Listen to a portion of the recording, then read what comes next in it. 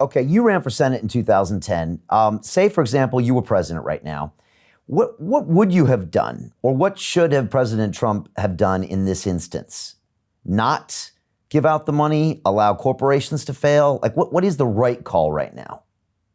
Well, I mean, first of all, Donald Trump had an opportunity to do the right thing when he first became president, right? He could have continued the same theme that helped him become president, right? When he ran for office, he said we had a phony economy, we had fake numbers, that we had a bubble that was inflated by the Fed, we had a stock market bubble, interest rates were artificially low, we needed to make America great again, we needed to drain the swamp, we needed to reindustrialize the country, we needed to start producing things and shrinking the trade deficit and reducing the size of government and pay off the national debt. So he said a lot of good things to become president. The problem is, once he became president, he abandoned everything he campaigned on, and he became exactly what he was criticizing, a career politician. He became part of the very swamp that he wanted to drain. In fact, he made the swamp deeper. The U.S. government spending increased substantially under Donald Trump, right? And so Trump actually increased taxes because government spending is taxation. The fact that they cut income taxes just means that we're paying for government through an alternative means, and that means was debt and inflation. So Trump squandered the opportunity to do the right thing initially. What I would have done had I been elected president in 2016, I would have leveled with the American public about the nature of the problem, how it was created by the Federal Reserve and by Congress with, all these bubbles and government. And I would have said, here's what we need to do. We need to shrink government dramatically. We need to eliminate the burden that government places on this economy. So we're going to dramatically cut government spending. We're going to eliminate entire agencies and departments. We are going to substantially reduce or eliminate entitlements, including, Social Security, Medicare, things like that, Obamacare. We're going to make government much, much smaller.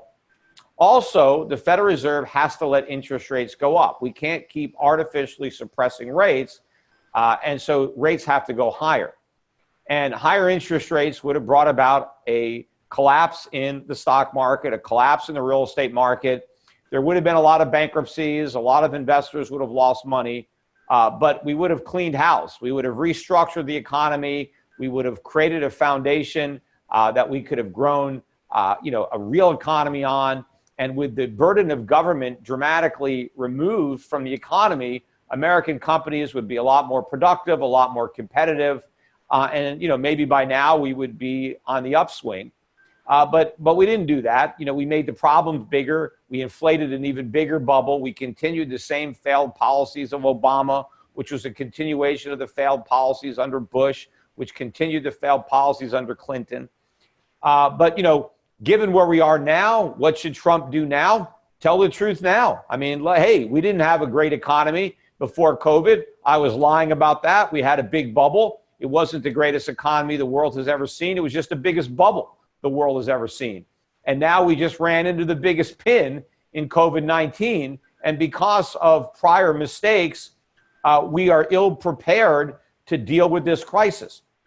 Trump said that, the government has to support the people during this downturn because, COVID-19 was nobody's fault, and therefore nobody should lose their jobs. No businesses should fail. It should be like World War II, right? Everybody has to come together like World War II. Except when we actually had World War II, it was a very different conversation. Roosevelt came to the American public and said, we have an emergency.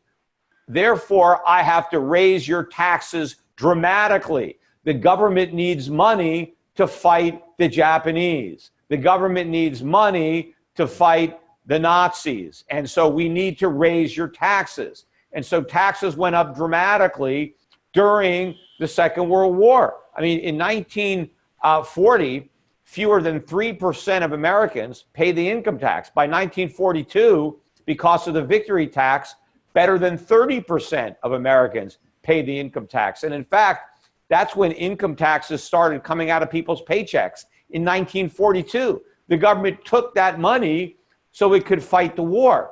Then Roosevelt also said to the American people, we need to borrow from you. It's not enough to triple your taxes. That's not going to cut it.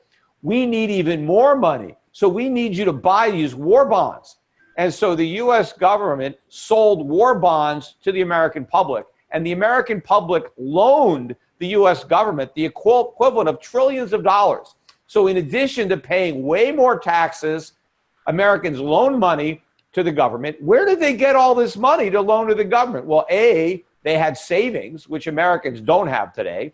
But B, families stopped spending.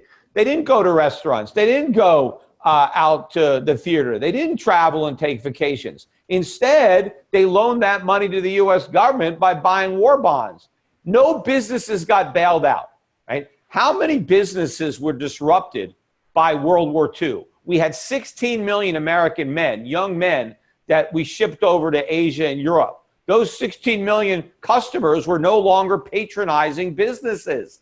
What happened to those businesses? Did anybody get a check from the government? No, nobody got a check from the government. Everybody was sending checks to the government. The people supported the government during World War II. Now, Donald Trump and Congress is acting as if the government can support the people as we fight a war on COVID-19.